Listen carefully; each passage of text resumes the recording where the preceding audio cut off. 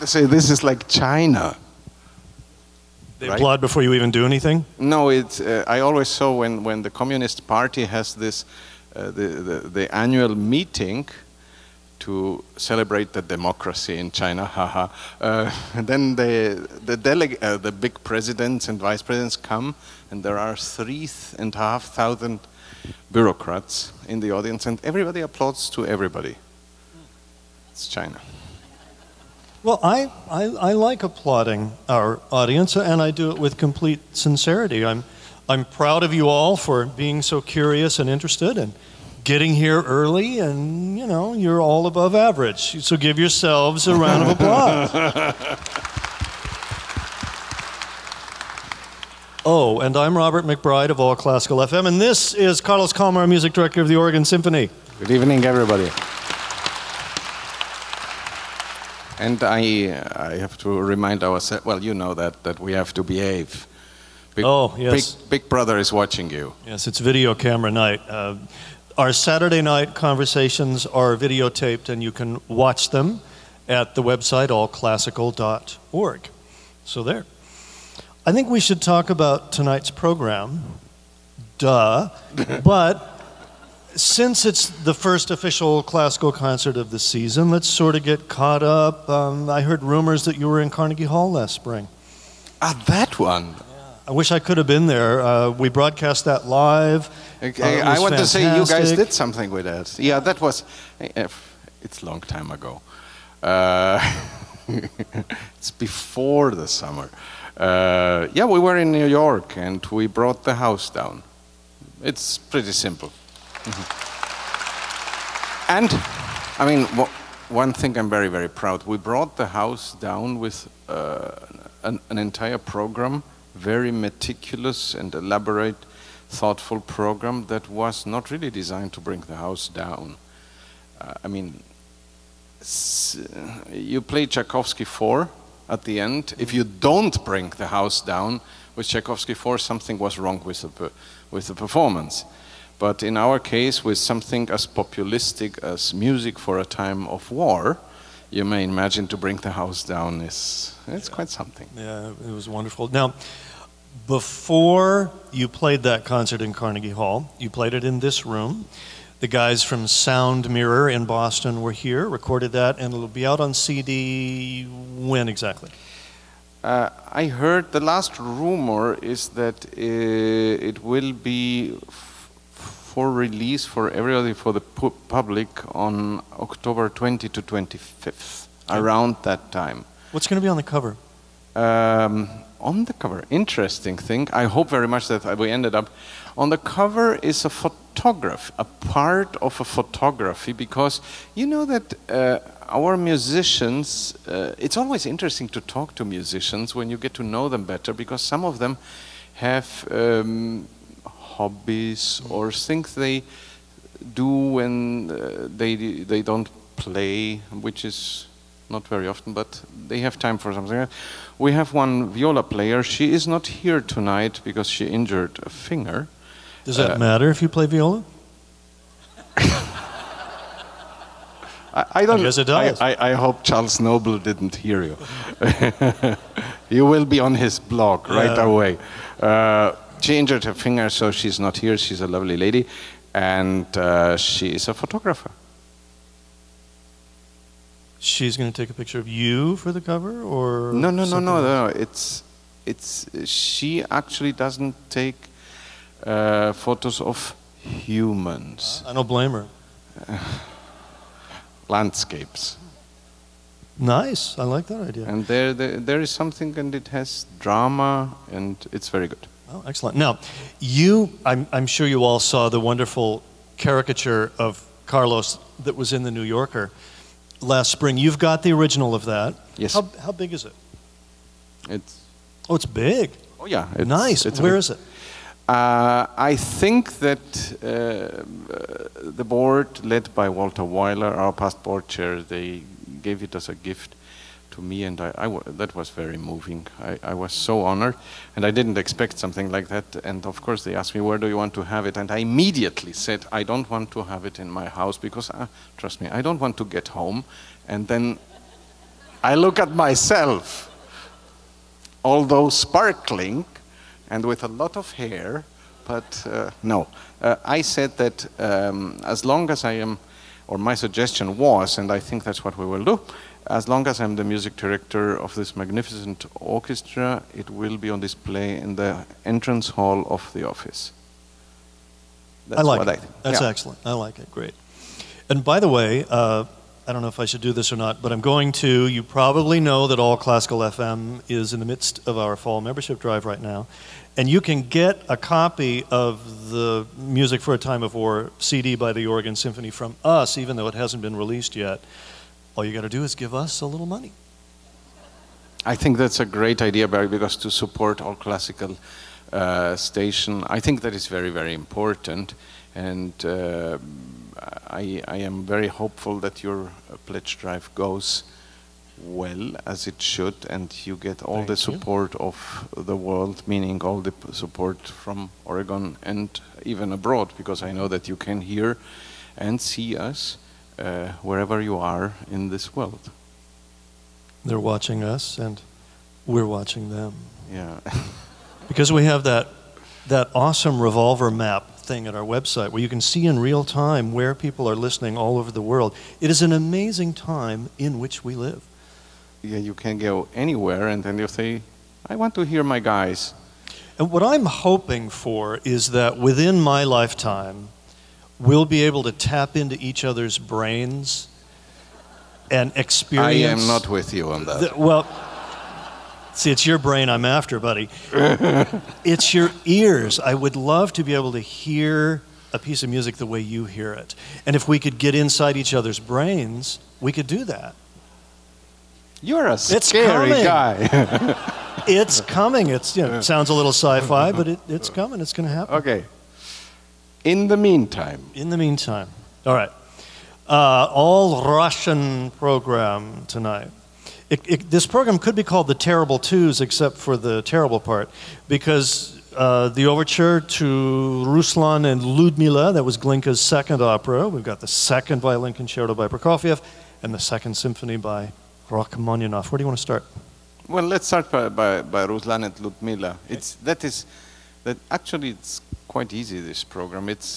This is a program, I would say, of a lot, in the end, a lot of fun. It's not that all music that you're going to hear tonight is what I would call uplifting, because it's Russian.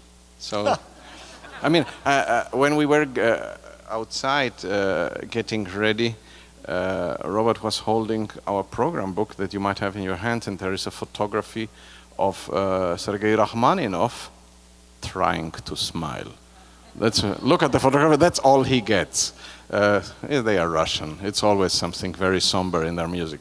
However, in Ruslan and Ludmila, there is nothing somber.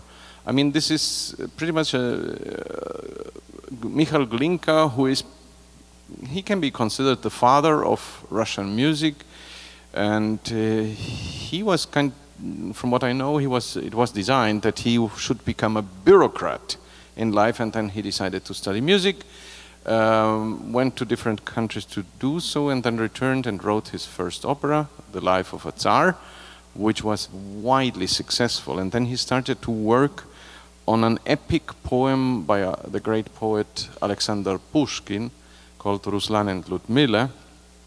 And from what I know, he wanted actually Pushkin to help him out with that. Well, unfortunately, that's how Russia is. Pushkin, very much at the beginning of the gestation to write an opera, got killed in a duel. So no librettist, nobody to help, and Glinka kind of tried to make the entire thing his own. It was very chaotic because the plot of the opera is very large and rich. Maybe not so much in terms of how many characters there are, but it's one of those fairy tales that work a little bit like 1001 Nights, the Arabic Nights. It's Ludmila gets abducted by a sorcerer, and during a party, by the way. And in this party there were three guys who actually wanted to marry her. And one of those three guys is Ruslan, and so the three guys take off, and each of them tries to get her back. And at the end of a very long story, with a lot of witches, goblins, and what have you, Ruslan gets her back, and everybody's happy. And from what I hear, the idea to the overture comes from a dinner gala that the composer attended. He kind of alluded to it like he was standing there in one of those grand Russian galas with a lot of people watching, and then he saw the waiters carrying forks and knives and everything like that, and that was the idea for his overture. Now, when you hear the overture and you remember what was behind it in terms of a party with forks and knives, you think it must have been a very fast party, because in terms of brilliant showpieces, the overture to Ruslan and Ludmila is as good as it gets. It's brilliant writing, it's very fast, and it's a showpiece for an orchestra, and mainly the strings. I mean, the strings, you can look at them, they are like, it's one of those overtures where as a conductor you come in front of the orchestra and they look at you wishing so badly that you don't take it at 105 miles per hour. 95 will do. Yeah. So you're going to be reasonable about that? The musicians said that it's fine. Because I was telling them on the side in the intermission, I said, did you see, YouTube, wonderful tool. There is on YouTube one video that you can watch of the Mariinsky Theater Orchestra with Valery Gergiev. Oh my God, it's scary. It's so scary because if you remember Ruslan and Ludmila Gergiev, just watch that. It's not insanely good. It's more insanely fast. It's insanely fast, but phew. Fun way to start a concert. Then, second violin concerto by Sergei Prokofiev with Elena Vehela. This will be her third time with the Oregon Symphony. Gorgeous Finnish violinist who is really interesting to watch. Some musicians are more fun to watch than others. She comes out on stage, looks like Grace Kelly walking out on stage. She's beautiful, elegant, and she transforms when the music starts. And she gets so intense and so focused. Even when she's not playing and she's just listening to the orchestra, she's so focused. It's really compelling. Yeah, Elena she's elegant, but a powerhouse. I mean, she can really play, and I'm so glad that we bring her back for the third time, and I'm very confident this will absolutely not be the last time we bring her to Oregon. She is an amazing player, and it's pretty much, we can ask of her whatever we want. And so maybe sometime in the future we work again. And this time it's the Prokofiev second violin concerto. Prokofiev wrote 2 violin concertos. Prokofiev is such an interesting character. First of all, he of course started as a young, let's say, an adolescent, being incredibly talented, and he kind of knew it, so he was a real pain to his teachers, really misbehaving all the time, very dismissive of everybody who wanted to tell him how to do things. And Prokofiev's music overall can be divided in 2 segments, the wild one and the more mellow one. And now the thing is that because Prokofiev lived in, he left Russia and later came back in his life.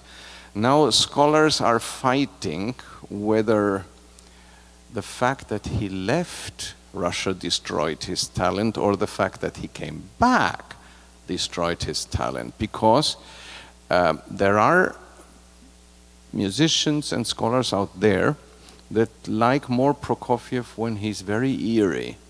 Like, we haven't played that piece, but for example, Symphony No. 3, the entire period when he wrote the opera The Fiery Angel. And then there are probably the majority who like Prokofiev when, although very energetic, he has a great sense of lyricism. Romeo and Juliet, best example to that. And so it's a little divided. And I, of course, happen to be a very happy and simple camper. I like all of it. For me, it doesn't matter. Come to Russia, go away from Russia, just write music and it's all fine. And the point is that Prokofiev writes sometimes in very dissonant, eerie way, and sometimes not. And this violin concerto that you're going to hear is more on the lyrical side, but it has its moments. So there is this wonderful melodic touch, especially in the first movement and in the second. But in a way, if I may say so, especially you can find that here and there in the harmonization of the second movement. The second movement is the reason why I always liked this concerto. I like the concerto overall, but the second movement is one of the best pieces I even know. It's so insanely beautiful. But it is, if you remember 40 years ago, that when we went to the grocer and we bought a bar of chocolate, it was just either dark or milk chocolate, and that was all. And then very inventive guys all of a sudden did something with chocolate that was not supposed to be there. Who on earth invented this idea of chocolate with chili? Wow. I mean, it doesn't belong together, but great. Okay. Prokofiev, especially in his second movement, is a little bit like chocolate with chili. Very nice, and here and there is a spice that you think, really? So even in the rehearsal, musicians came to me and said, I think I found the wrong note, and then we realized, no, it's what he wrote. It's the right wrong note. Yeah. He wrote some really good wrong notes, Prokofiev. Yeah. And I noticed looking at Elena Vehela's website that you get to work with her in Finland after this, playing the I have Koreano. I can say I have my Elena weeks, or Elena has her Carlos weeks. In 2 weeks we are going to work together again in Helsinki, and we are going to do an American piece. Yes, the Red Violin Concerto by John Corigliano. Should bring that here sometime. Of course. And can I put in a request for Yes, a Romeo please. and Juliet suite sometime? I love that music. It will happen. Okay. Yeah. That was easy. Write up your requests on a $50 bill and hand them over. It's not a problem. That's very good. Yeah. We should probably talk about the Second Symphony by Sergei Rachmaninoff, which will take up the whole second half of the concert. And the Oregon Symphony played this piece many times years ago with James DePriest conducting, and he preferred to do a shorter version, and you're doing the longer version. Pros and cons of the two, or do you want to get into that? It's a matter of opinion. I would say it's, for me, I did the cut version. Well, okay, the truth is this. Rachmaninoff's Second Symphony that you're going to hear tonight is a very long piece. It's very long. It's depending on how fast the conductor is, but it's mainly an hour of music. And for one reason or the other, you might think that's a little bit too long.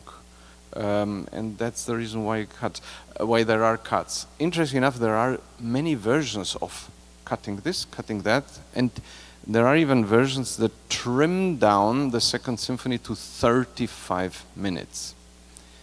Crazy, how can you do that? I did when I was, 10, 15 years ago, I did this symphony with minor cuts, probably around 48, 51 minutes, give or take. This is the first time I conduct the entire piece as a whole, and I now declare myself a lobbyist. No cut versions. Don't cut it. It's not a good idea. So say I. But it's valid point to cut it because it's very long. And you got a new set of parts for the orchestra. It's fresh start. Well, it's the reason why I did that. I asked very clearly our librarian, I want new set of parts. The reason is we are here going into territory where Jimmy was very much at home. And because Jimmy did the symphony very often, considering, this is very much ingrained in the heads of all the players who were present when Jimmy was the music director. And I thought we definitely need a new start. I don't want to have in a rehearsal this funny thing happen where I conduct something and the orchestra does something very different. And I say like, why on earth?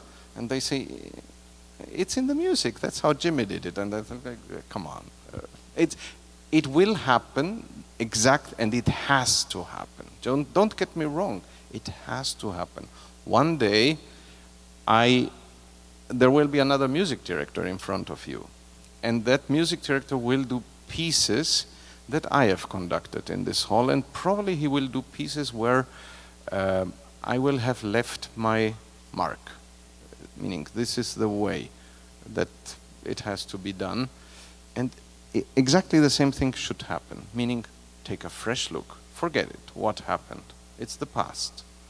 And that's why I requested new parts, and it's very, very helpful. I'm curious, now, an hour-long symphony for full orchestra, that's a lot of pages of music. Yep. What did all those parts cost? Do you know? This actually version that we have, I don't know how much it cost. It's fairly reasonable. There is one edition worldwide. It's Calmus. Probably whoever plays piano or violin, etc., knows this edition. What they do is they copy parts. So they don't create them by themselves. They copy it. And by doing that, they are fairly affordable. It's a nice touch to have that. And so we have new parts. Rachmaninoff Second Symphony. By the way, this symphony, Rachmaninoff was, even during his lifetime, mainly considered to be a pianist, and who wrote a little bit of music on the side, like a couple of piano concertos that are quite good. But he also attempted to write a symphony, his first symphony, and he was destroyed by the media.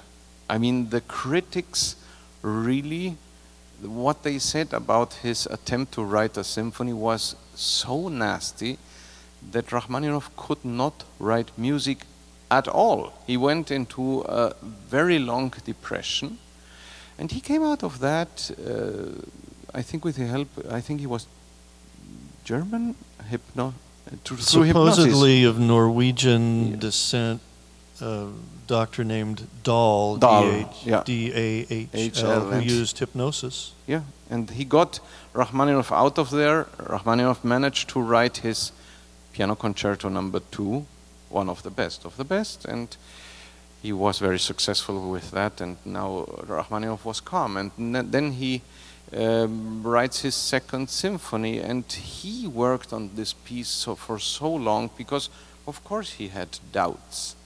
And finally, he presented it to the audience, conducting himself, and was successful. And in a way, you can say the rest is history.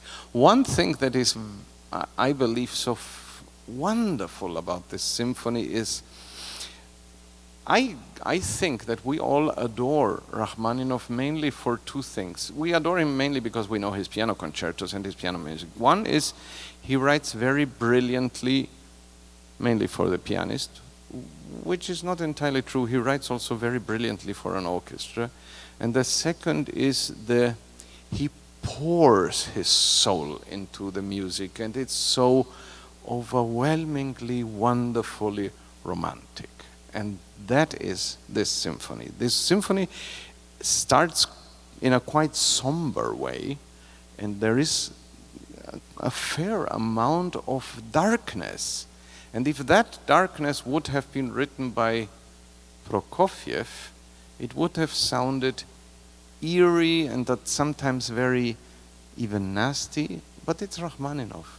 It's all so beautiful. And you get, I remember that every piano concerto of Rachmaninoff, in the third movement, after these cascades of craziness and notes flying out of the piano, there is this moment of tension, then comes at the end, a minute before it ends, finally with big triumph, the melody again.